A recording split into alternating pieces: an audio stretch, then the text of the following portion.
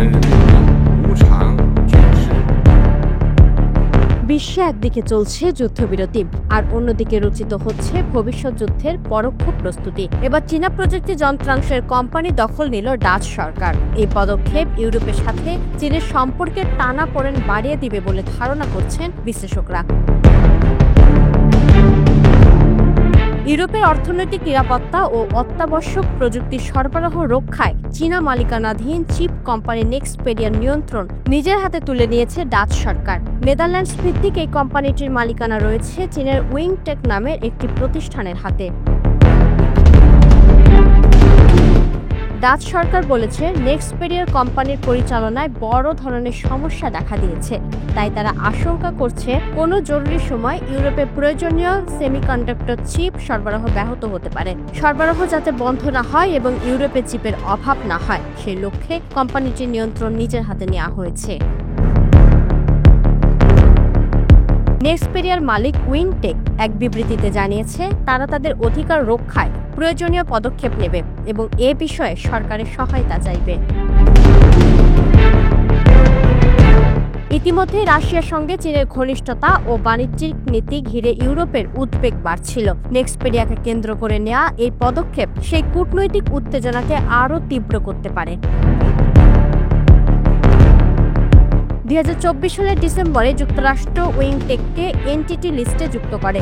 এতে কোম্পানিটির উপর নিরাপত্তা সংশ্লিষ্ট নিষেধাজ্ঞা আরোপ হয়, যার ফলে মার্কিন পণ্য রপ্তানিতে বিশেষ অনুমতি ছাড়া নিষেধাজ্ঞা কার্যকর হয়।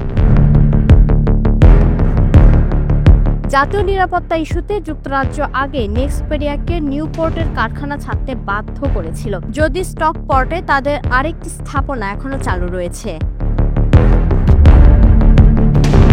নেক্সপেডিয়ার গুরুতর প্রশাসনিক দুর্বলতার ইঙ্গিত পাওয়া গুডস অ্যাভেইলেবিলিটি অ্যাক্ট কার্যকর করেছে ডাচ অর্থ মন্ত্রণালয়। মন্ত্রণালয় বলছে এটি একটি অত্যন্ত ব্যতিক্রমী পদক্ষেপ।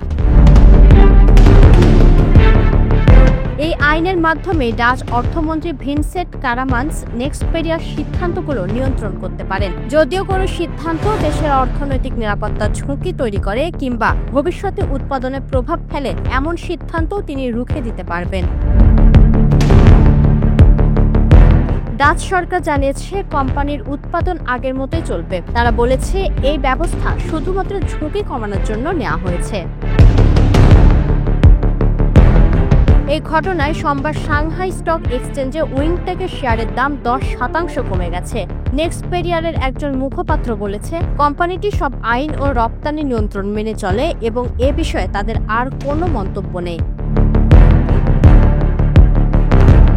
উইংটেক জানিয়েছে তাদের কাজকর্ম স্বাভাবিক চলছে এবং সরবরাহকারী ও গ্রাহকদের সঙ্গে ঘনিষ্ঠ যোগাযোগ রক্ষা করছে। তবে চলতি মাসের শুরুতে আমস্টারডামের এক আদালত নেক্সপেডিয়ার বোর্ড থেকে উইংটেকের চেয়ারম্যান সাং সুয়েজেংকে বরখাস্ত করেছে। এখন তারা আইনজীবীদের সঙ্গে পরামর্শ করছে আইনি পদক্ষেপ নেওয়ার জন্য। ডাচ সরকারের সিদ্ধান্ত ইউরোপের প্রযুক্তি ও অর্থনৈতিক নিরাপত্তার জন্য গুরুত্বপূর্ণ হলেও এতে চীন ও ইউরোপের সম্পর্ক আরও জটিল হতে পারে। নেক্সপেডিয়া ও উইংটেকের ভবিষ্যৎ এখন রাজনৈতিক ও কূটনৈতিক সিদ্ধান্তের উপর পুরোপুরি নির্ভর করছে।